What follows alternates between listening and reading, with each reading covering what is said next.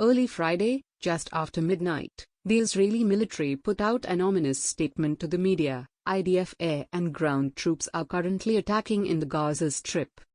The vaguely worded statement set off frenzied speculation that Israel had launched a ground invasion of Gaza, a much-feared scenario that would mark a bloody escalation of this week's operation against Hamas militants. Some reporters were even told outright the incursion had begun. Hours later, the military issued a clarification. There were no troops inside Gaza. But by then, several major news outlets had erroneously reported the ground offensive was underway. While the army attempted to play down the incident as a misunderstanding, well-placed Israeli military commentators said the media had been used as part of an elaborate ruse to lure Hamas militants into a deadly trap that may have killed dozens of fighters. They didn't lie, said Heller, a veteran military correspondent on Israel's Channel 13 TV. It was a manipulation. It was smart and it was successful. This is how it unfolded. Late on Thursday, after days of airstrikes, Israel announced it was calling up thousands of reservists and amassing troops along the border ahead of a possible ground invasion. In another sign of escalation, Israel began firing artillery shells across the border at targets inside Gaza, according to residents. In previous rounds of fighting, ground incursions have resulted in widespread destruction in Gaza and heavy casualties on both sides. That set the stage for the late-night deception. According to Heller, Israel began scrambling forces along the border in what appeared to be final preparations for an invasion. Then came the announcement to the media, issued simultaneously in Hebrew and Arabic on Twitter. There followed alerts in major outlets, including the New York Times, that the invasion was underway. The Israeli move sent Hamas fighters rushing into defensive positions in an underground network of tunnels known as the Metro, according to Heller and other Israeli reports. Israel called in 160 warplanes and bombarded the tunnels for 40 minutes, the military said. Heller said it was his understanding that scores of militants had been killed, though he said it was impossible to say.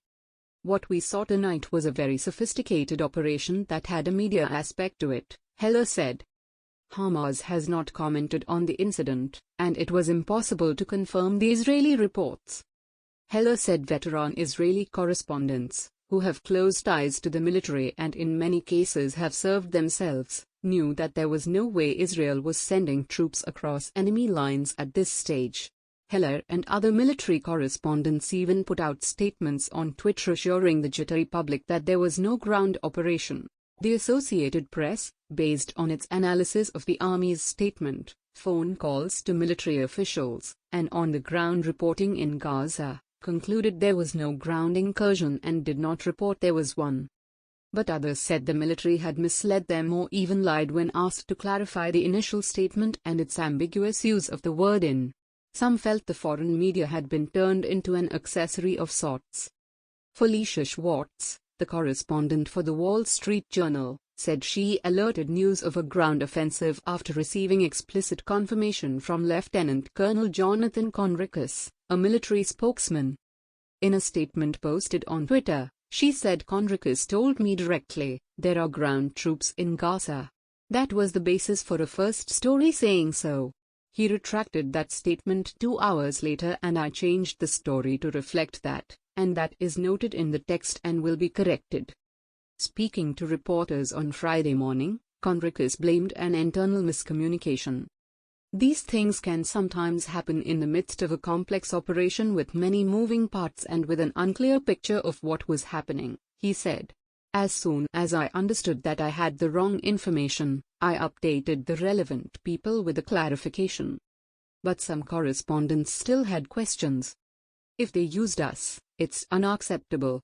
And if not, then what's the story, and why is the Israeli media widely reporting that we were duped? Said Daniel Estrin, NPR's correspondent in Jerusalem, who was also told by the military that an invasion had begun. Militaries around the world have long used deception and trickery against their enemies. 2 years ago, the Israeli military reportedly faked the injuries of soldiers at the scene of a Hezbollah missile strike, going so far as to evacuate them in bandages to a hospital in a helicopter. According to reports at the time, The army staged the injuries to trick Hezbollah into thinking it had inflicted casualties and therefore agreed to a ceasefire. Friday's misleading statement further strained what has often been a rocky relationship between the IDF and the foreign media. Peter Lerner, a former military spokesman to the foreign media, said the Israeli public, in general, has long felt the international media focused too heavily on the Palestinian side of the story while minimizing Israeli concerns and suffering, and the army is similarly inclined. Lerner said he felt it was unlikely the military intentionally lied, but the damage was done regardless. "Your currency is credibility," he said. "I think this is a crisis of that credibility in the way it's being portrayed."